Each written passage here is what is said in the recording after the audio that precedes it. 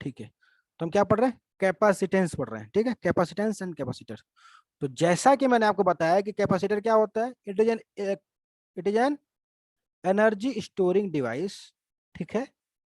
और जब भी मिले जाएंगे किसमें पाए जाएंगे? Found in set of conductor, एक सेट में पाए जाते हैं। तो सेट को कुछ इस प्रकार से अरेंज किया जा सकता है बहुत सारे कंडक्टर का, जो कि सीरीज में हो जाए, पैरेलल में हो जाए, है ना। यहाँ हम बात कर रहे हैं पैरेलल प्लेट कैपेसिटर की। पैरेलल प्लेट कैपेसिटर इसलिए है क्योंकि दो प्लेट है रेक्टेंगुलर जो कि पैरेलल में अटैच किए गए हैं, इसलिए पैरेलल प्लेट कैपेसिटर हो जाते हैं। यही अगर इसका ज्योमेट्री कुछ अलग होता, सपोज ये आपका किस में होता, स्फेयर में होता, तो इसको बोलते हैं स्फेरिकल कंडक्टर, स्फेरिकल, क्या बोलते हैं इसको? स्फेरिकल कंडक्टर्स को मिलके बना हुआ तो बोलेंगे स्फेरिकल कैपेसिटर, ठीक है। तो ये बन सकता है, बट जनरली हमको यहाँ पर ये पढ़ना नहीं, हमें क्या पढ़ना है यहाँ पर? पैरेलल प्लेट कैपेसिटर ही पढ़ना है हमें, क्योंकि आपके इसमें पैरेलल प्लेट कैपेसिटर ही है बेटा, ठीक है। बात समझ में आ रही है? तो इतना ही लेके चलना है। तो चलो देखो यहाँ पर क्या है। तो लेटस से कि ये प्लेट 1 है और ये प्लेट 2 है। प्लेट 1 पर पॉजिटिव चार्ज है, प्लेट 2 पर नेगेटिव चार्ज है। तो यहाँ पर जो चार्ज Q है, इसके वजह से पोटेंशियल जो होगा Q1, सॉरी V1 हो गया, इसके पर पोटेंशियल V2 है। तो अगर दोनों के बीच का नेट पोटेंशियल देखें, अगर इस कैपेसिटर का पोटेंशियल देखें नेट, तो V हो जाएगा V1 माइनस V2, लिख सकते हैं ना, V1 माइनस V2, ठीक है। ये आपका पोटेंशियल रहेगा। और जाहिर सी बात है इन दोनों के बीच में जो इलेक्ट्रिक फील्ड रहेगा, जीरो रहेगा। क्या रहेगा? Outside, outside the capacitor, outside the capacitor क्या रहेगा बेटा? इलेक्ट्रिक फील्ड जीरो रहेगा, क्योंकि पॉजिटिव चार्ज और नेगेटिव चार्ज क्या हो जाएगा? न्यूट्रल हो जाएगा। अगर हम इस सिस्टम को मान लें, अगर पूरे इसको एक सिस्टम मान ले, देखो ये इसको अगर पूरा एक सिस्टम मान ले, इस सिस्टम पर अगर यहाँ पर देखें तो गॉसियन सरफेस अगर ड्रा किया जाए, हमने पूरा कोई ड्रा कर लिया, तो यहाँ पर इलेक्ट्रिक फील्ड क्या हो जाएगा? Outside, outside the capacitor electric field is zero, ठीक है बेटा, ये बात समझ लो। Outside the electric field is zero, ठीक है। नेट इलेक्ट्रिक फील्ड जीरो हो जाएगा बाहर में, क्योंकि पॉजिटिव चार्ज नेगेटिव चार्ज दोनों मिलकर कैंसिल आउट होने वाला है, और वहां पर क्या होने वाला है? जीरो। बट अंदर इलेक्ट्रिक फील्ड रह जाएगा। क्या? अंदर एक इलेक्ट्रिक फील्ड रह जाएगा, क्योंकि नेगेटिव से पॉजिटिव जा रहा है ना। तो अगर इलेक्ट्रिक फील्ड अंदर में है, अगर ये इलेक्ट्रिक फील्ड अंदर में है, देखो मैंने जो इंपॉर्टेंट पॉइंट बताया वो सब बेटा समझते जाओ, हाँ? ये आपके कॉम्पिटेटिव एग्जाम से पूछे जाते हैं कि बाहर में इलेक्ट्रिक फील्ड क्या होता है, अंदर में इलेक्ट्रिक फील्ड क्या होता है। ये आपको बुक में मिलेगा कि नहीं मिलेगा मुझे पता नहीं, बट ये चीजें पूछी जाती है, ठीक है। तो ये आपका 2 है ना, हाँ। देखो तो यहाँ से अगर एक चार्ज लेके आए, यहाँ से जो चार्ज लेके आए, यहाँ से आपको मान लो पॉजिटिव चार्ज लेके आए, यस, यहाँ पर, तो यहाँ पर ले आने में कुछ वर्क डन करना पड़ेगा बेटा, वर्क डन करना पड़ेगा in bringing a unit positive charge. What is electric potential in bringing unit positive charge? ये पॉजिटिव है ना, प्रोटॉन को ला रहे हैं यहाँ से यहाँ ला रहे हैं। तो यहाँ पर लाने में जो काम करना पड़ेगा, जो वर्क डन करना पड़ेगा, जो वर्क डन करना पड़ेगा, वो होगा आपका potential, that will be a potential, ठीक है। हो गया बेटा? समझा? समझ में आया? That is called potential difference, that is called potential का डिफरेंस। वही पोटेंशियल मतलब वही पोटेंशियल डिफरेंस है, ये जो पोटेंशियल डिफरेंस निकाला हमने, है ना। और वो क्या होने वाला है? वो क्या होने वाला है बेटा? कंडक्टर 2 से कंडक्टर 1 लाएंगे तो आपका जो क्या होगा? अगेंस्ट द इलेक्ट्रिक फील्ड करना पड़ेगा। आपको पता है कि इलेक्ट्रिक फील्ड क्या होता है? ऐसे होगा। इलेक्ट्रिक फील्ड का डायरेक्शन क्या होगा? आपका अंदर में जो इलेक्ट्रिक फील्ड, बाहर तो है ही नहीं, अंदर में जो इलेक्ट्रिक फील्ड, इसके अगेंस्ट वर्क करना है, इसको ले आना है, तो इसके फोर्स के अगेंस्ट काम करना पड़ेगा। वही वर्क डन होगा और वही डेल्टा वी पोटेंशियल हो जाएगा। और वो जो होता है ऑलवेज क्या होता है बेटा? वो जो है ऑलवेज आपका कांस्टेंट होता है। क्या? v is proportional to Q, ऐसा बोलो, v is proportional to Q, है ना। कि कितना लाएंगे, क्या बोलेंगे? कितना चार्ज लाएंगे क्या होगा? प्रोपोर्शनल होगा, मतलब v is directly proportional to q।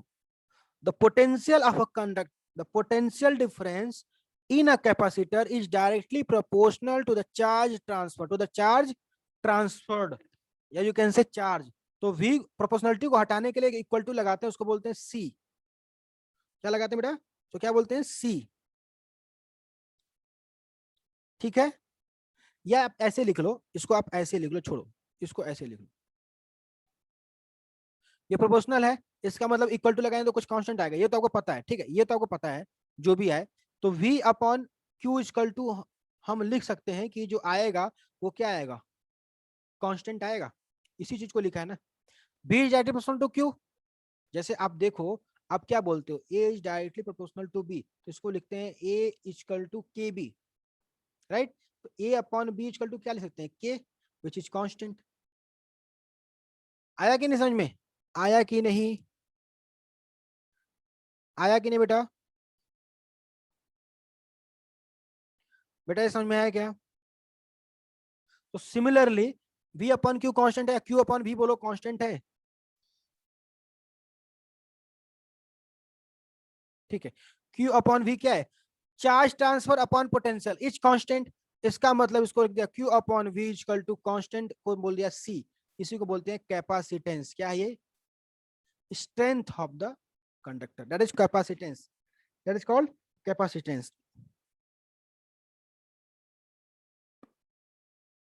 है ना बेटा। क्या समझ में आया, क्या ये कैपेसिटेंस है, क्या है इसको बोलते हैं q अपॉन v, क्या बोलेंगे इसको, कैपेसिटेंस, क्या बोलेंगे इसको कैपेसिटेंस। या equal to Q equal to क्या हो जाएगा बेटा, ये क्यू इक्वल टू हो जाएगा C into V, Q equal to क्या हो जाएगा सी इंटू वी। इतनी बात समझ में आ जाए, कोई घबराने की बात नहीं। Q equal to C into V, V is the voltage potential difference, potential difference, Q is the charge. अच्छा, यहां पर एक बात देखो, ये जो आपने, ये आपने जो बोला कि इलेक्ट्रिक फील्ड लगा हुआ है, ये इलेक्ट्रिक फील्ड क्यों है, क्योंकि डिफरेंस इन पोटेंशियल है। और ये पॉजिटिव निगेटिव कैसे बना है, ऐसे नहीं बना है, ये जब यहाँ बैटरी लगा दी हो आप ना, तब यहाँ बैटरी लगाओ तब ये डिफरेंस हुआ है, तो इसलिए पोटेंशियल डिफरेंस देना पड़ता है। पोटेंशियल डिफरेंस देना मतलब जो बैटरी का पोटेंशियल डिफरेंस है उसके बारे में बात कर रहे हैं, उसके बारे में बात कर रहे हैं, ठीक है। तो वहां से जो कांस्टेंट निकला है, क्या कांस्टेंट निकला बेटा, यहाँ पर हमने क्या देखा, कांस्टेंट क्या है, सी है ना, एक कैपेसिटेंस, एक कैपेसिटेंस सी है, ये जो आपका कांस्टेंट है। तो डिपेंड भी करेगा किसी चीज पर, कांस्टेंट जब भी होता है डिपेंड्स करता है किस पर करेगा, पहला बात चार्ज अपॉन वॉल्यूम, चार्ज और पोटेंशियल डिफरेंस, सॉरी चार्ज और पोटेंशियल डिफरेंस, क्या है चार्ज और पोटेंशियल डिफरेंस। तो कितना ज्यादा ज्यादा ट्रांसफर होगा चार्ज, तो सी ज्यादा होगा, राइट, कम होगा, उस पर डिपेंड करेगा। और कैपेसिटर का प्लेट कैसा है, साइज, किस पर डिपेंड करता है, साइज, शेप, और ये अगर डिस्टेंस बढ़ा दिया जाए तो और वर्क डन, देखो वर्क डन कितना कितना में ज्यादा करना पड़ेगा, ये आप बात को समझो, ये सिंपल सी चीजें हैं। लेट अस से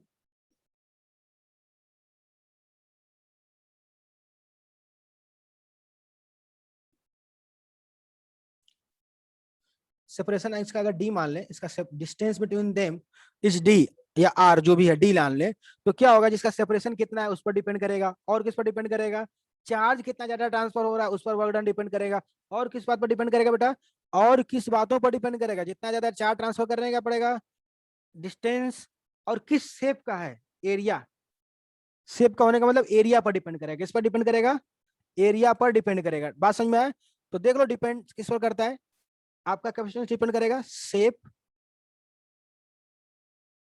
शेप, दूसरा size of the capacity plate, shape of plate या कंडक्टर, और कंडक्टर, ये साइज ऑफ द प्लेट और कंडक्टर। तीसरी बात बेटा, शेप साइज हो गया, और कैसा, शेप साइज और क्या, तीसरी बात और क्या बेटा, शेप हो गया, साइज हो गया, और क्या, दोनों के बीच में, दोनों के बीच में डिस्टेंस कितना है, distance between the capacitors, distance between the capacitors, ठीक है, डिस्टेंस बिटवीन द कैपेसिटर्स, ये जो प्लेट है कंडक्टर्स के, उसके बीच में डिस्टेंस कितना, सेपरेशन कितना, उस पर ये तीन बातों पर ये डिपेंड करता है, ठीक है। ये हो गया आपका कैपेसिटेंस, ये हो गया कैपेसिटेंस। कैपेसिटेंस क्या होता है बता दिया आपको, कैपेसिटेंस क्या होता है, सिंबल क्या बेटा इसका दिखाने का, सी हो गया। अब इसको मेजर किस में करते हैं बेटा, इसको मेजर करने का यूनिट भी लिख लो, capacitance is measured in, yes fast बताओ, कल हम देख रहे थे, capacitance is measured in unit, unit हो गया इसका बेटा क्या, फरेड, यस, बहुत अच्छे, बहुत अच्छे स्नेल, फरेड, है ना, इसको फरेड बोलते हैं, या वन फरेड इक्वल टू क्या था, वन कुलम, वन कुलम, देखो सी इक्वल टू क्या निकला था हमने, क्यू अपॉन वी, तो क्यू का यूनिट बताओ क्या होता है, कुलम्ब, कुलम और v का वोल्ट, तो क्या बोलेंगे 1 फरेड, 1 फरेड या फरेड इक्वल टू क्या हो गया, 1 फरेड इक्वल टू क्या हो गया 1 coulomb per volt, 1 coulomb per volt. ठीक है, this is the unit of capacitance, है ना। फरेड जो है साइंटिस्ट के नाम पर बना हुआ है, ठीक है। या इसको और बोल सकते हैं, क्या बोल सकते हैं बेटा, जिसका एक चार्ज, एक कुलम चार्ज को ट्रांसफर करने में एक एक वोल्ट पर यूनिट बोलते, charge transfer per unit volt is called capacitance. क्या बोलेंगे, the amount of charge transfer per unit volt, per unit of potential difference is called capacitance. क्या बोलोगे बेटा, amount of charge transfer per unit volt, per unit volt is called capacitance. बहुत अच्छे, ठीक है। बाकी बहुत सारी इसकी यूनिट होती है, तो आपको पता ही होगा, नैनोमीटर, कुलम फुलम जो भी है, ठीक है। ये बात समझ में आ गई बेटा, इतनी बात समझ में आई क्या, इतनी बात समझ में आई क्या, यस फास्ट बोलो, समझ में आ गई इतनी बात, ओके। तो देखो हमें क्या क्या जानना था, हमने एक बात जान ली इसमें से, yes now we are coming on. तो हमने जान गए यहाँ पर कैपेसिटेंस क्या होता है, और हमें जानना है कि इलेक्ट्रिक चार्ज क्यू कितना होता है, इलेक्ट्रिक एनर्जी स्टोर कितना होता है, इलेक्ट्रिक पोटेंशियल, इलेक्ट्रिक फील्ड कितना है। ये हमें लिखना है अभी, क्या लिखना है हमें, इन 4 बातों को लिखना है, ठीक है। तो देखो आपको पता है, जैसा मैंने बताया अभी, लेट अस सी हियर,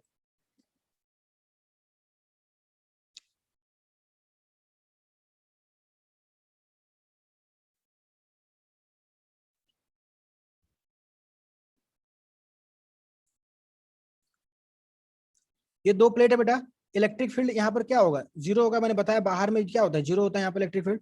अगर ये देख ले plus Q, minus minus minus. अच्छा ये कौन सा शेप है बेटा, रेक्टेंगुलर शेप है ना, ये 2D है ना, 2 प्लेन, क्या होगा, एरिया होगा ना। तो यहाँ पर सरफेस चार्ज डेंसिटी क्या होगा, एरियल सरफेस चार्ज डेंसिटी, इसको क्या बोलेंगे सिग्मा। क्या आएगा यहाँ पर सिग्मा, जो कि ग्रेटर देन जीरो होगा, यहाँ पर सिग्मा क्या होगा लेस देन जीरो, क्योंकि यह नेगेटिव चार्ज डेंसिटी है, ठीक है। या इसको बोलो माइनस सिग्मा, या माइनस सिग्मा बोल दो यहाँ पर, या प्लस सिग्मा बोल दो, ठीक है। बात समझ में आ रहा है, अगर इनके बीच का डिस्टेंस हमने क्या ले लिया, डी ले लें, ठीक है, तो क्या होगा, तो क्या होगा बेटा, देखो यहाँ भी देखो आउटसाइड है, इलेक्ट्रिक फील्ड क्या हो जाएगा यहाँ जीरो हो जाएगा, और अंदर क्या होगा इलेक्ट्रिक फील्ड, इलेक्ट्रिक फील्ड कुछ ना कुछ रहेगा, वही इलेक्ट्रिक फील्ड क्या होता है निकालना पड़ता है, जो अंदर में कैपेसिटर के बीच में इलेक्ट्रिक फील्ड होता है इसी को निकाला जाता है बेटा, जो अंदर में इलेक्ट्रिसिटी होता है उसी को निकाला जाता है। तो आपको पता है क्या होगा इलेक्ट्रिक फील्ड, इसके वजह से इलेक्ट्रिक फील्ड जो होगा वो क्या आएगा सिग्मा अपॉन 2 एप्सिलॉन नॉट। ये मैं पूछना कैसे आया, इसको पूरा एक्सप्लेनेशन है बेटा, डेरिवेशन है इसका, सिग्मा अपॉन 2 एप्सिलॉन नॉट। और इस प्लेट की वजह से भी क्या हो जाएगा सिग्मा अपॉन 2 एप्सिलॉन नॉट। आपको याद हो प्लेट वाला हमने जब डेरिवेशन करा रहा था बेटा, प्लेट वाला डेरिवेशन करा रहा था कि प्लेट है रेक्टेंगुलर सीट, रेक्टेंगुलर सीट है ना, electric field due to infinitely charge plane sheet, तो उसमें निकाला था हमने बेटा sigma upon 2 epsilon nought, sigma upon 2 epsilon nought निकाला था। तो बेटा देखो नेट फील्ड कितना हो जाएगा अंदर, नेट फील्ड दोनों को जोड़ दो तो कितना हो जाएगा सिग्मा अपॉन 2 एप्सिलॉन नॉट, और two times sigma upon 2 epsilon not, 2 से 2 कैंसिल हो गया बेटा, सिग्मा अपॉन एप्सिलॉन नॉट। बाहर में क्यों जीरो हुआ, क्योंकि इसके वजह से पॉजिटिव इसके वजह से नेगेटिव दोनों को सब्ट्रैक्ट कर दिया गया, तो क्या हो गया जीरो हो गया, नेट जीरो हो गया, आउटसाइड क्या हो गया जीरो हो जाता है, ठीक है। इतनी बात समझ में आ गई कि इलेक्ट्रिक फील्ड कितना बेटा, क्या निकाल लिया हमने, इलेक्ट्रिक फील्ड कितना निकाल लिया, इलेक्ट्रिक फील्ड कितना निकाल लिया सिग्मा अपॉन एप्सिलॉन नॉट, ठीक है, सिग्मा अपॉन एप्सिलॉन नॉट। बहुत अच्छा कंसेप्ट सिखाने वाला बेटा, ये फॉर्मूला लिखते जाओ, sigma upon epsilon not. Potential क्या होता है बेटा, एक इलेक्ट्रिक फील्ड का फॉर्मूला होता है, आपने पढ़ा होगा, एक से बाद इलेक्ट्रिक फील्ड का फॉर्मूला पढ़ा होगा, what is the relation between electric field and potential, बताओ फटाक से, इलेक्ट्रिक फील्ड और पोटेंशियल कुछ रिलेशन बताया था मैंने, E equal to V upon R, V upon R, R is the distance, R is the distance, right. तो E equal to electric field equal to V, V जो potential upon distance कितना बेटा D है ना, distance कितना है D है ना यहाँ पर, V अपॉन डी, या इसको बोल लो कि V इक्वल टू क्या होगा, E into D, E into D, electric field into D. Electric field कितना है, sigma upon epsilon nought into D. आया क्या बेटा, आया क्या, समझ में आया क्या, फटाक से बताओ समझ में आया क्या। हमारे पास 5 से 10 मिनट का समय और भी है, ये कंसेप्ट हम क्लियर करके जाएंगे बेटा आज। फटाक से बताओ, ये समझा कि नहीं फॉर्मूला, ये कैसे निकला पोटेंशियल, पोटेंशियल कैसे निकला, ये समझ में आया क्या।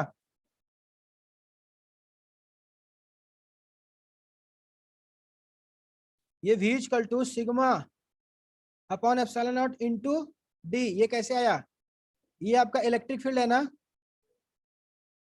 ये रख दिया यहाँ पर। बात समझ में आ रही कि नहीं आ रही, बात समझ में आ रही कि नहीं आ रही।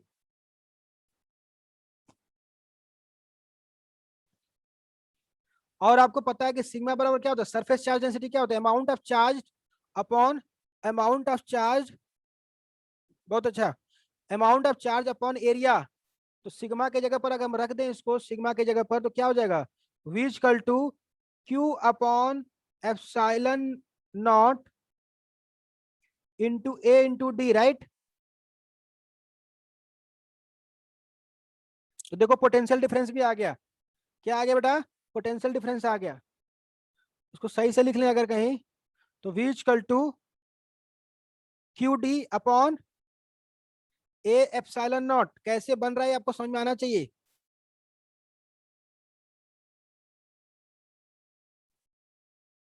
हाँ बेटा ठीक है, समझ में आया, क्या क्या देख लिया हमने, देखो यहाँ पर क्या क्या देख लिया हमने, क्या बोला कैपेसिटेंस में हमें क्या क्या देखना है। देखो हमने देख लिया यहाँ पर इलेक्ट्रिक फील्ड भी देख लिया कितना था, E इक्वल टू क्या लिखा था बेटा, सिग्मा अपॉन एप्सिलॉन नॉट, ठीक।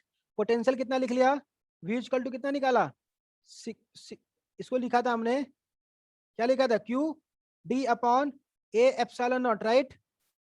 इलेक्ट्रिक चार्ज तो Q ही होता है, Q इक्वल टू क्या होता है, Q इक्वल टू क्या लिखा हमने, CV, ये फॉर्मूला हो गया। अब अगला फॉर्मूला है एनर्जी स्टोर्ड, यही 5 पॉइंट जानना होता है बेटा, एनर्जी स्टोर्ड, एनर्जी स्टोर्ड कितना होता है हमने बताया था, पोटेंशियल एनर्जी इक्वल टू क्या होता है, वर्क डन इनटू डिस्प्लेसमेंट। तो वर्क डन कितना था, या आपने बोला था Q इंटू वी, क्या बोला था, Q इंटू वी, तो क्या निकला था वहां पर, वहां से क्या निकला था, तो क्या याद है, Q into V potential energy होता है ना, तो यहाँ पर क्या निकला था बेटा, बताओ, हाफ CV स्क्वायर ना, हाफ CV स्क्वायर निकला था ना हमारा, हाफ CV स्क्वायर निकला था बेटा।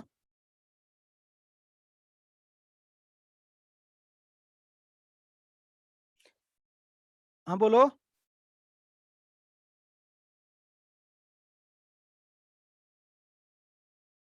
आया कि नहीं समझ में, आया क्या, इतना कंसेप्ट क्लियर है क्या बेटा।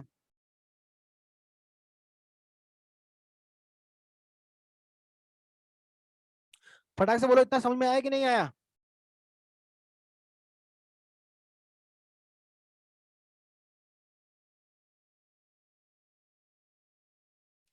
Energy stored in a capacitor, energy stored in a capacitor कितना आएगा बेटा, U equal to half CV square, या इसको और भी क्या बोलते हैं, इसको और भी क्या बोलते हैं, half into Q into V, half into Q into V, right. ये हमने कल देखा था।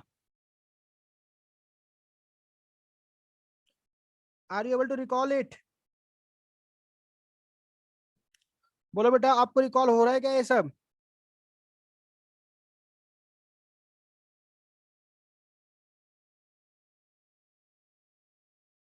बोलो, आ रहा है समझ में ना, आपको समझ में आ रहा है ना।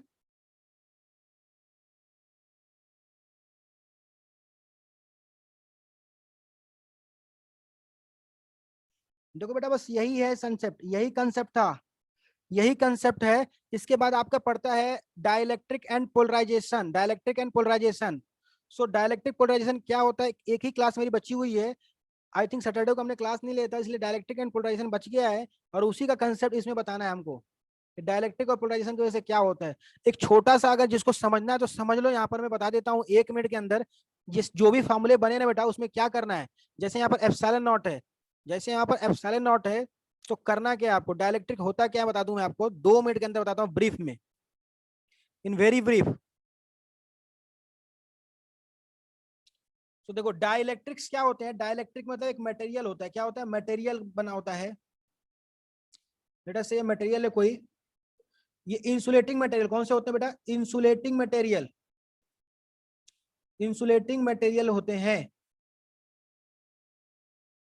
इसको क्या करते हैं, प्लेट्स के बीच में डाल देते हैं ताकि इलेक्ट्रिक फील्ड क्योंकि जो भी हो उसमें थोड़ा चेंज आए, है ना। डाइलेक्ट्रिक मटेरियल्स जो होते हैं इंसुलेटिंग मटेरियल्स होते हैं, क्या होते हैं, इंसुलेटिंग मटेरियल्स होते हैं,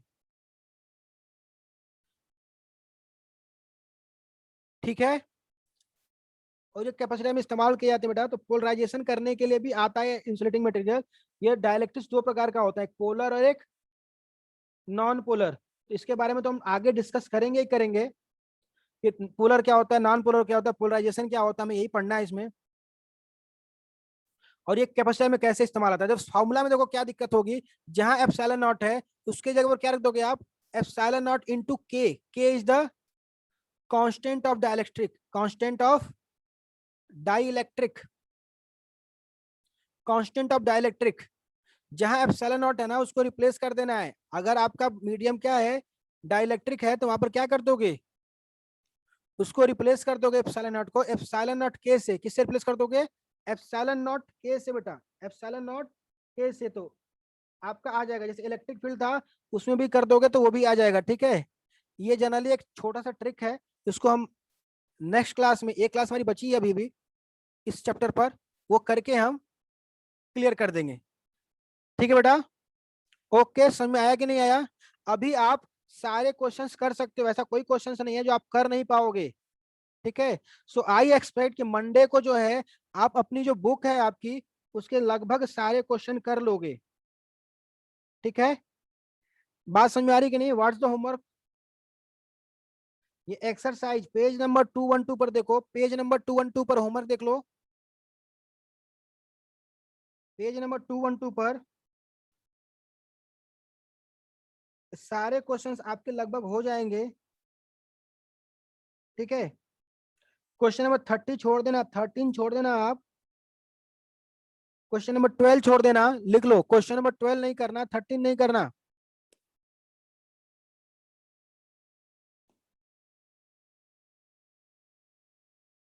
एंड ठीक है, क्वेश्चन नंबर 12 और 13 नहीं करना, बाकी आप कर लो, है ना। देखो कितना नहीं आता आपको, ठीक है बेटा। Okay, this is your homework. So कब आप देखो इसको, ये आप बुक का करके कब बताओगे मुझे। देखो 2 ही क्वेश्चन है, क्वेश्चन 1 क्वेश्चन नंबर 2, दोनों को मिला के आपको आई थिंक अगर देखे तो 13-14 क्वेश्चन है। Yes, so when I will expect. अच्छा किसी के पास बुक नहीं तो अभी बता दो बेटा, मैं आपको शेयर कर दूंगा, ये 2 पेज में आपको शेयर कर दूंगा क्वेश्चंस के। How many of you have book, book किसके किसके पास है बेटा, फटाक से रिप्लाई करो, किसके किसके पास बुक है, किसके किसके पास बुक है, सबके पास है। ओके, किसके किसके पास नहीं है बेटा, स्नोवल आपके पास नहीं है, ठीक है। और भी कोई है जिसके पास नहीं है,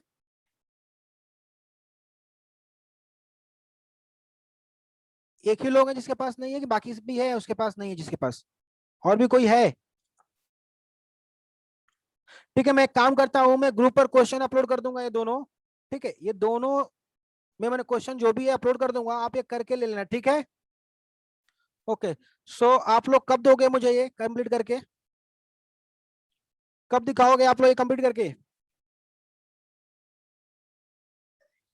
टिल वेन, टिल वेन बेटा, टिल वेन, आप बताओ टाइमिंग, टाइमिंग आप बताओ। जैसे आप मंडे को मुझे आप मेरा होमवर्क देने वाले वो वाला ना, ये वाला कब दोगे, फास्ट, जल्दी बताओ। आज भी नहीं बोला, ट्यूसडे, ट्यूसडे इज हो जाएगा बेटा, ट्यूसडे को हो जाएगा सबका, सबका हो जाएगा ट्यूसडे को। स्नेहल ने बोला वेडनेसडे। ओके, वेडनेसडे हो जाएगा सबका। Can I expect from everyone Wednesday?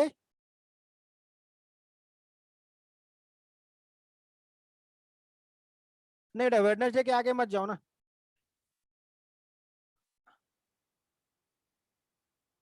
Okay, Wednesday right.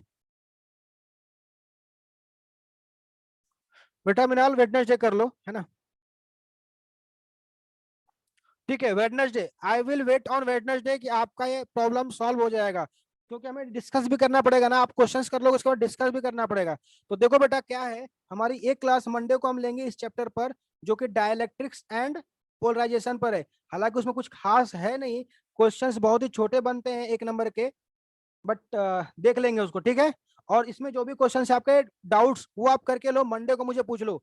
Monday को इस चैप्टर को कंप्लीट करते हैं, ओके? ठीक है बेटा। किसी कोई तकलीफ? किसी कोई तकलीफ? Any issue?